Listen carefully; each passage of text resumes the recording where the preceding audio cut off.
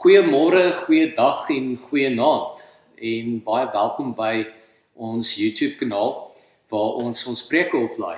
So een wat ek agtergekom het dat ek en Estie wanneer ons hierdie video's kyk by die huis, dan is dit so bietjie anders as wat ons kerk toe gegaan het. En as ek sê bietjie anders, dan bedoel ek heeltemal anders as toe ons na eredienste gekom het op 'n Sondagoggend. Sien tradisioneel op 'n Sondagoggend, hoe dit se werk in meeste huishoudings, is dit 'n geskarrel. Dit is soos 'n vroeg opstaan en jy maak ontbyt en jy maak nog vanmiddag se slou roast, lam moet jy slank in die oond sit of wat ook al, of seker nie in die oond nie, nee, dit is 'n brandgevaar. Maar dit is gaas in die huis, almal moet reg kry vir kerk en dan jy weet jy trek ander tipe klere aan, jy trek spesifieke klere aan, jy sit 'n gremering op, die vrouens daar meestal en jy weet jy ry kerk toe, jy moet seker maak dat jy betyds is want jy wil nie daai mense wees wat jy weet wat altyd laat kom nie. Ons was altyd daai mense gewees. Maar ewe skielik nou vandat ons die preek kyk op YouTube, is dit heeltemal anders. Partykeer dan is ons nog in ons slaapklere, ander kere is ons in drafklere, ons het nou net teruggekom van om bietjie met die hond te gaan gestap het. Die ander ding ook is, ons sit nie op harde kerkbanke nie, ons sit in ons sitkamer. Ons sit in die gemak, jy weet, op 'n sitkamerbank, gemaklike klere aan. Ons kyk ook nie, weet jy, nog altyd stiptelik 9:00 op 'n Sondagoggend na die video's nie. En partykeer kyk ons dit in die aande, partykeer kyk ons dit in die middag. So die tyd is ook nie, jy weet, 'n vaste tyd soos wat dit sou wees op 'n Sondag nie. Nou ek dink omtrent laasweek het ek so 'n bietjie gesels met Tannie Hetty oor die Rawa projek in Swan. Eintlik het vir 'n taak wat ek vir universiteit moes doen. En sy sê ons moet miskien bietjie die gemeente se inperkings tyd stories bietjie hoor. En toe het ek gewonder, as jy dalk die vrymoedigheid het om bietjie jou storie te deel van hoe julle as gesin of jy as individu in hierdie kwarantyntydperk kerk gehou het, stuur op vir my sommer net 'n voice message op WhatsApp, of jy kan 'n boodskap vir my tik en vir my stuur. Jy kan selfs 'n klein videoetjie maak julle as gesin van hoe julle kerk toe gaan en wat kerk vir julle is en hoe julle na die preek en na die eredienste kyk. So ek dink kom ons vertel die storie. Kom ons vertel Alderein Familiekerk se inperkingstyd storie. Ek dink ons kan nogal mekaar bemoedig daarmee. Nou so in die gees van stories vertel, het ek gedink ek gaan dinge 'n bietjie anders doen.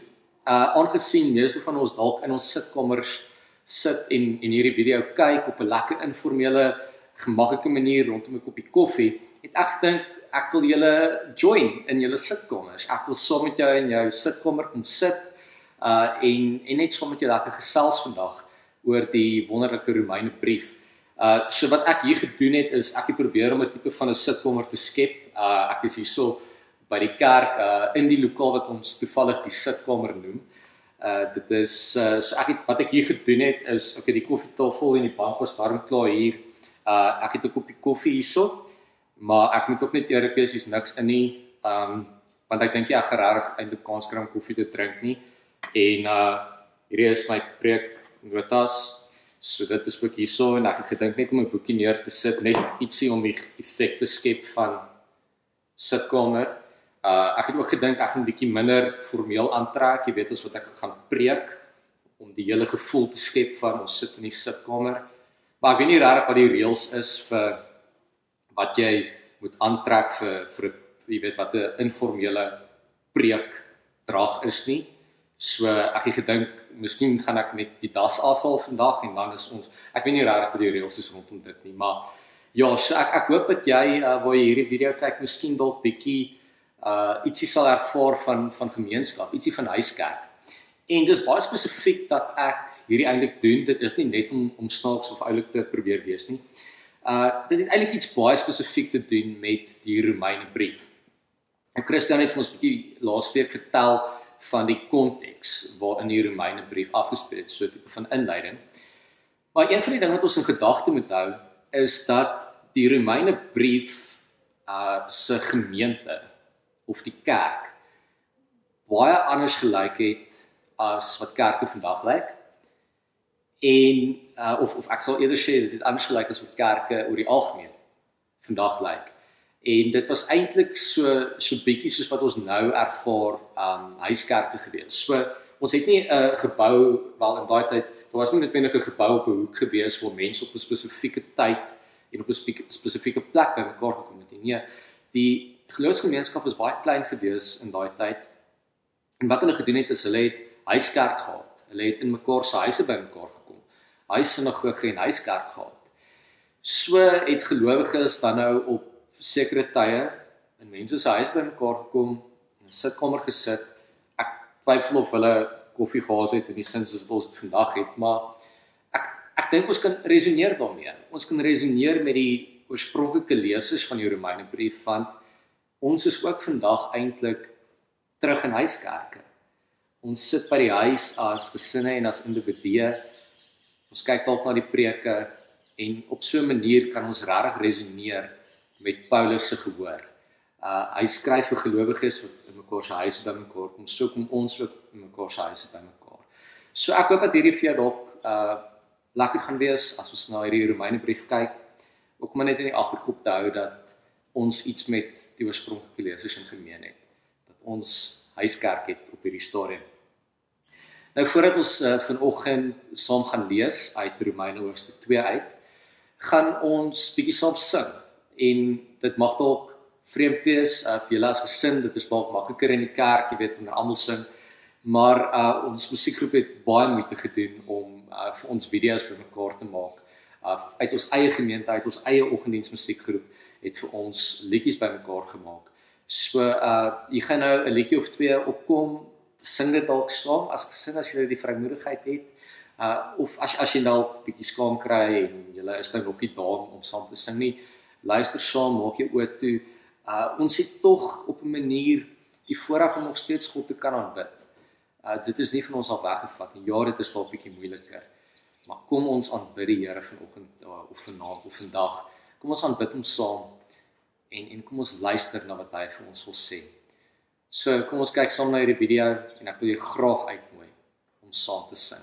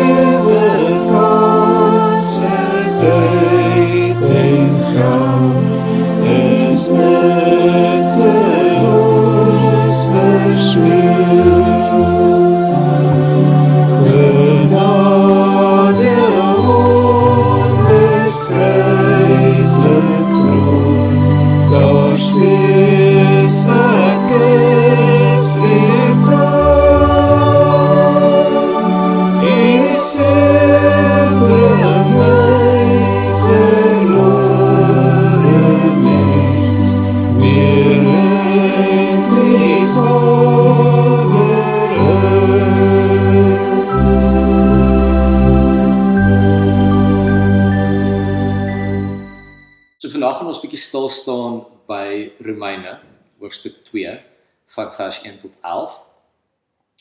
Maar voordat ons gaan saam lees uit die woord uit, kom ons sluit ons oë en dan bid ons saam.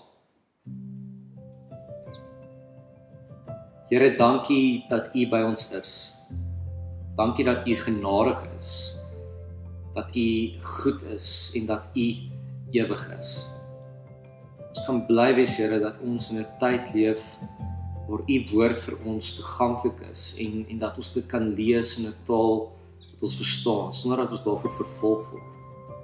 Here, ons wil kom vra dat u woord aan ons sal openbaar, dat ons sal verstaan wat u wil is, deur die leiding van u ewige woord.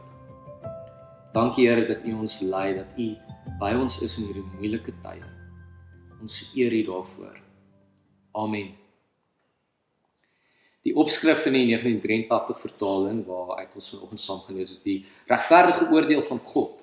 Interessant, net die vorige gedeelte gaan oor die sonde en die straf, so hierdie is nogal 'n ernstige gedeelte van Romeine, waar Paulus so 'n bietjie, ek dink die leser is 'n bietjie ongemaklik. Maar kom ons lees saam uit Romeine hoofstuk 2 uit.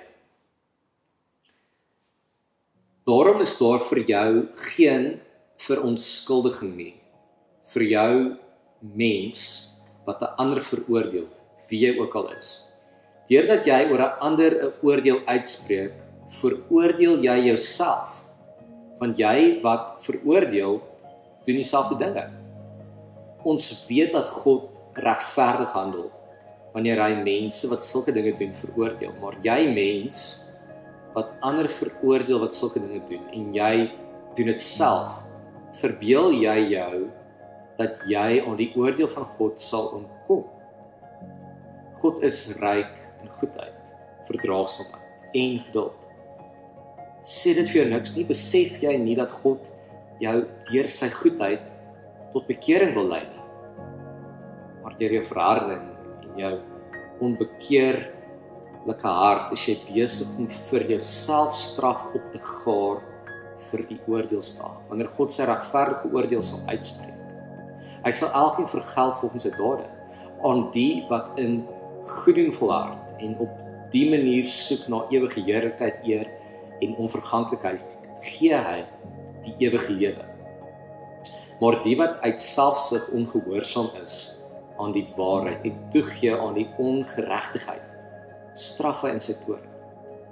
Lyding en benoudheid bring hy oor die lewe van elke mens wat kwaad doen, in die eerste plek oor die van die Jood, maar ook oor die van die nie-Jood. Ewige heerlikheid, eer en vrede skenk hy aan elkeen wat goed doen, in die eerste plek aan die Jood, maar ook aan die nie-Jood. God trek immers niemand voor nie. Net tot sover. Nou, ons gaan vanoggend na 3 aspekte kyk in hierdie teks. Daar's natuurlik vreeslik baie wat ons kan sê oor hierdie gedeelte, maar ek wil net hê ons moet fokus op 3 spesifieke goed. Die eerste een is God se oordeel teenoor die keiser se oordeel. So daarso sien ons bietjie iets van Paulus se politieke agenda, wat nou nie eksplisiet in hierdie teks voorkom nie, maar meer implisiet. En dan die tweede gedeelte waarop ons gaan fokus is die mense in die huiskerke wat mekaar veroordeel. Dit is amper half Paulus se pastorale agenda. Hy skryf hierso vir gelowiges wat in huiskerke by mekaar kom, maar ons konflik, ons moeilikheid, en hulle veroordeel mekaar. So ons gaan, en dit is iets wat die teks meer eksplisiet uitlig, so ons gaan bietjie daarna kyk. En laastens gaan ons net kortliks bietjie dink oor hoe ons in vandag se tyd God se oordeel verstaan en hoe hierdie teks ons kan help om dit dalk bietjie beter te verstaan.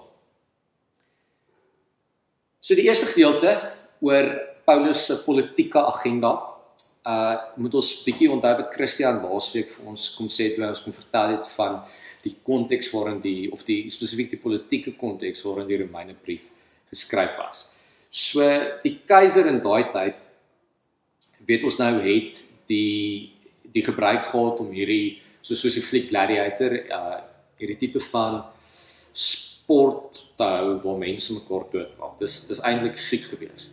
En wat dan op die einde van die dag gebeur het, as 2 mense nou te mekaar geveg het tot die dood, net voordat die persoon die laaste uitklop gegee het, om die persoon dood te maak, almal gestop en het vir die keiser gekyk.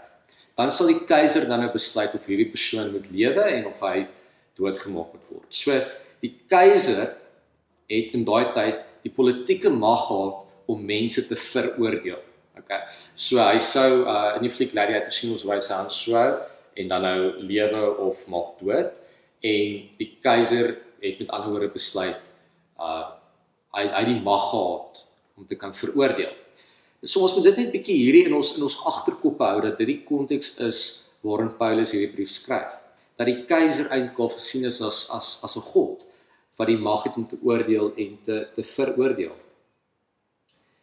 So met ander woorde, wanneer ons kyk na Paulus, en wat Paulus hierso sê oor God, wat alleen die mag en die gesag en die autoriteit en die reg het om te veroordeel, dan moet ons onthou dat hy dit ook, al is dit nou nie eksplisiet in hierdie spesifieke gedeelte nie, dat hy dit eintlik ook sê teen die keiser, teen die mense wat sê die keiser is God en die keiser veroordeel, het alleen die reg om te veroordeel.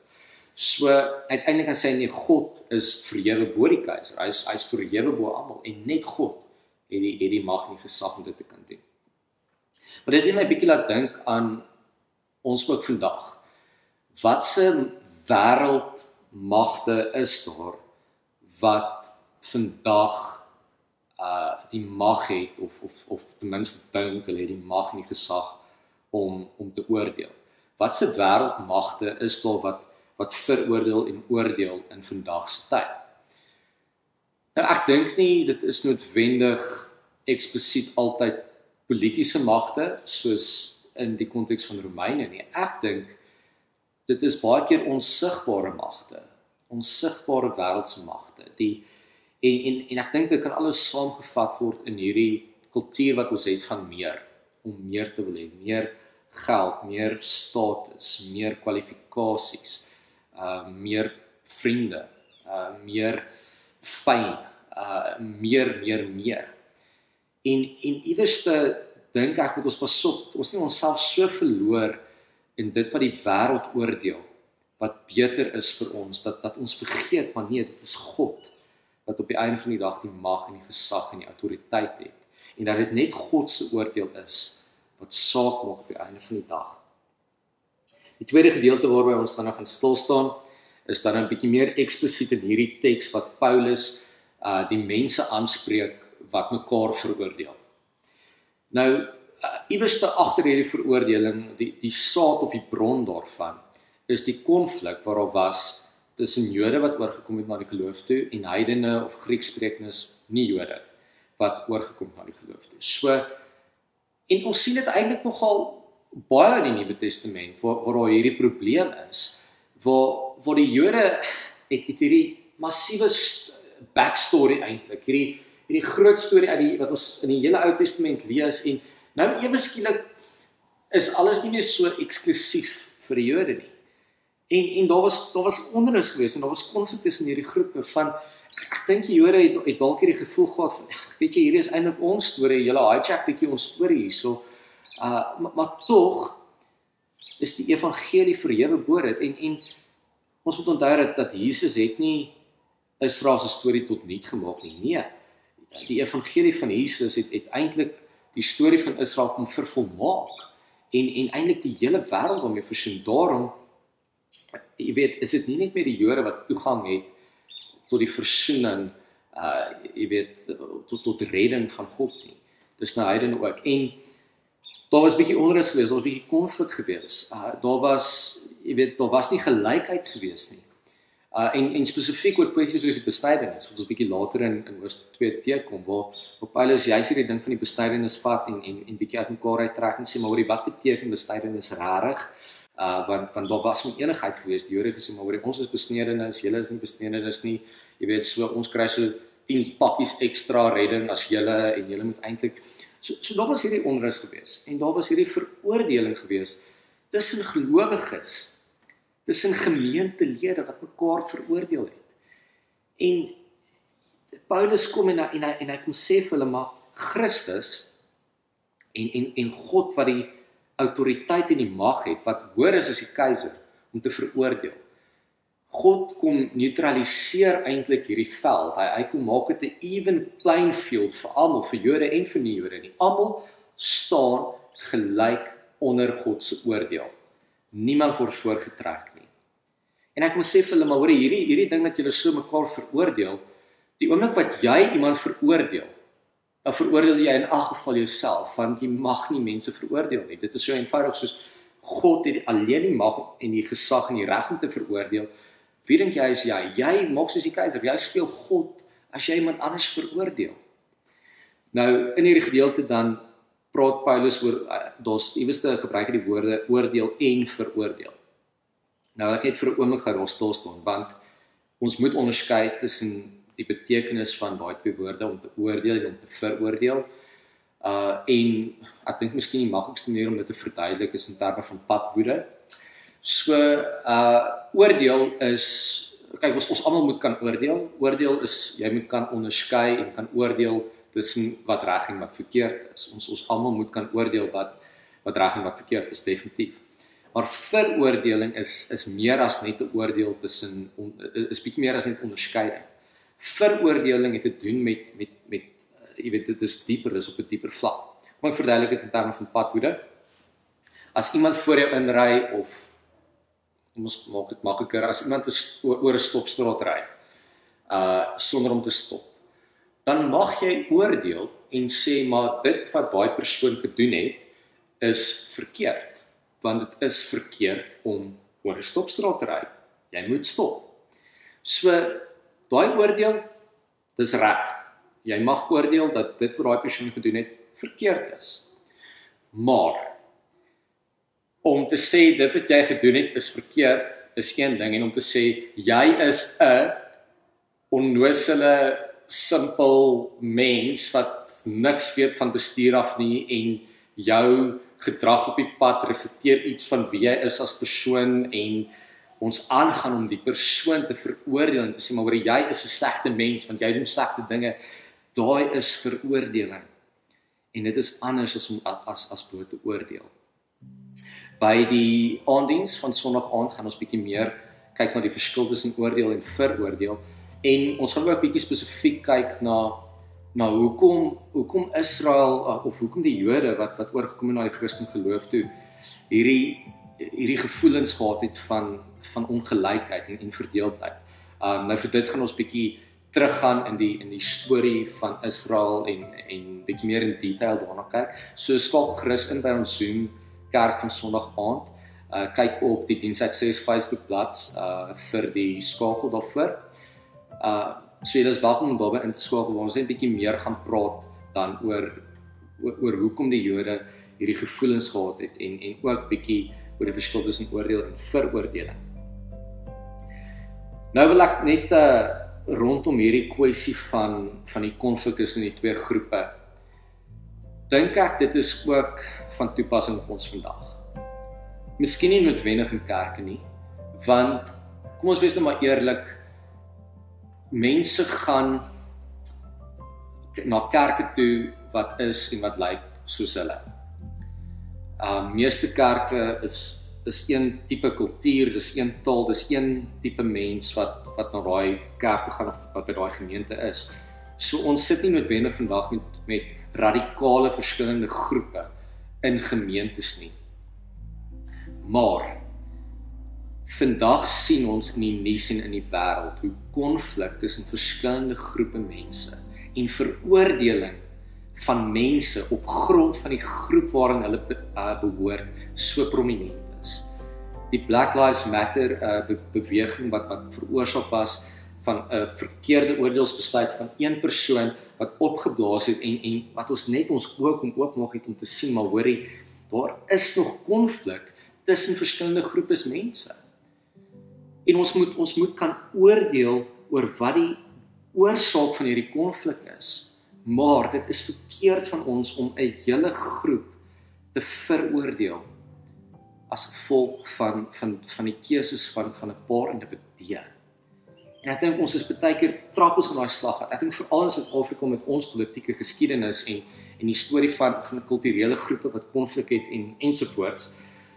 Dink ek ons trap in daai slaggat waar ons baie keer almal onder een kam wil skeer en ons veroordeel groepe op grond van iets wat gebeur het met een of twee persone. En ek dink wanneer ons kyk na hierdie teks, dan kom herinner Paulus ons dat die evangelie van Jesus Christus, die feit dat Jesus vir almal kom sterf het en vir almal opgestaan het op gelyke grond en dat God alleen die reg het om almal te veroordeel, dat hy geen groepe gaan voortrek daaronder nie. Nie eers die Jode gaan voorgetrek word met hulle hele geskiedenis nie. Nee, God en hy kom neutraliseer, hy kom maak dit 'n even playing field vir almal. En ons moet onthou dat God alleen daardie reg het. Ek wil afsluit met die laaste gedeelte wat bietjie handel oor hoe verstaan ons God se oordeel in vandag se tyd, hoe moet ons daarna kyk, en daar wil ek net so bietjie eintlik hê ons moet bietjie dink aan ons godsbeeld. Ons beeld van God speel 'n baie groot rol oor hoe ons God se oordeel sien vandag. Eenvoudig gestel, dink ek ons maak God baie keer sag. Ons sien hom as 'n vriend, 'n buddy, 'n papa. Ons niks verkeerd om God as Vader te sien nie, natuurlik. Ons, jy weet, dit kom uit die Bybel uit, ons word so groot gemaak, ons sê dit in ons geloofsbelijdenis, God is ons Vader, ja. Maar ek dink baie keer vergeet ons dat God uiteindelik ook die regter is wat besluit oor lewe en oor dood. Daar is dalk iets wat ons een kant toe stoot, dit maak ons dalk ongemaklik. Maar as ons na hierdie teks toe kyk, en ook natuurlik die laaste gedeelte van hoofstuk 1 wat praat oor die straf en die sonde, wanneer ons tekste soos Hosea lees en sien in Israel se storie, hoe hulle God as 'n regter gesien het, moet ons onthou dat dit absoluut geldig is. God is die een wat gaan veroordeel. God is die een wat na ons lewens gaan kyk en wat 'n uitspraak gaan maak. En ja, God is genadig en hy is liefdevol, hy is barmhartig, hy is geduldig. Hierdie teks herinner ons daaraan. Maar ons moet onthou dat ons in 'n verhouding staan met 'n God wat liefdevol is, wat genadig is, maar wat ook die regter is. Hy alleen het die geregtigheid om regter te wees. Ons moet dit onthou. Ja, dit maak ons dalk ongemaklik en ons wil nie noodwendig so na God kyk nie, maar dit is tog belangrik. Ek wil jou los met 'n laaste vraag. Dan gaan ek 'n oomblik gee vir stilte waar jy net bietjie kan dink oor hierdie vraag. Ek wil hê ons moet elkeen bietjie kyk na ons eie lewens. Kyk terug na jou eie lewe asof jy 'n spieël het wat kyk na jou laaste week, jou laaste maand, jou laaste jaar en kyk na jouself. Kyk na dit wat jy sê, dit wat jy dink, dit wat jy doen. En dan vra jy jouself, hoe nodig het jy God se genade? Hoe nodig het jy God se genade in jou lewe? Kom ons word stil en bid ons saam.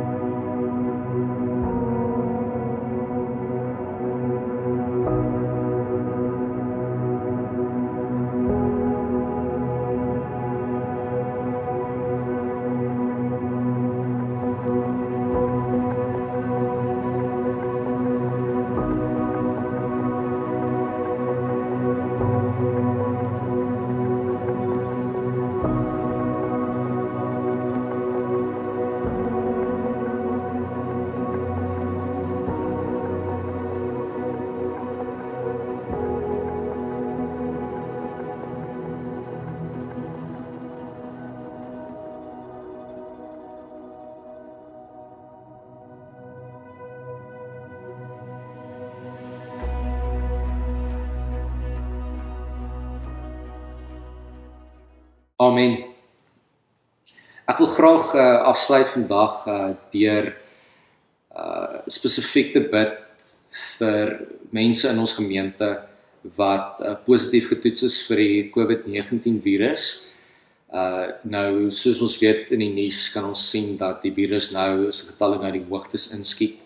My skoonma wat in die mediese bedryf is, vertel ons hoe hulle, jy weet, al hospitale, jy weet, is vol, daar is nie meer genoeg beddens vir almal nie, daar is nie meer genoeg ventilators en suurstof vir almal nie. So ons is regtig nou in 'n moeilike tyd wat die COVID-19 virus aanbetref. So dit is nou veral belangrik dat ons as gemeente moet saam staan en saam bid vir mekaar en vir die leiers van die land, vir die leiers in die mediese bedryf, dat hulle die regte oordeelsbesluite sal maak op die einde van die dag. Kom ons bid saam. Ons vra ons vir die Here om ons ook wysheid en te gee te lei in hierdie tyd. Hemelvader, Here, U weet dat ons in 'n tyd leef wat so uniek is, wat so anders is, en Here, waar ons in die inperking partykeer kan vergeet van dit wat daar in die wêreld daar buite aangaan, van die realness van hierdie virus. Waar ons vra, Here, dat U ons oë sal oopmaak en ons harte sal oopmaak om vir mekaar om te gee. Here, ek wil spesifiek bid vir die mense in die gemeente wat positief getoets is vir die virus, of die mense in die gemeente wat familie of vriende het wat positief getoets is, Here, dat U hulle sal bemoedig, dat U hulle sal bystaan in hierdie tyd.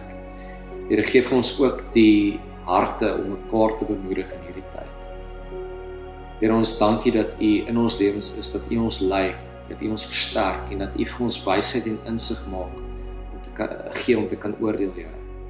Ons loof U daarvoor. In Jesus se naam. Amen.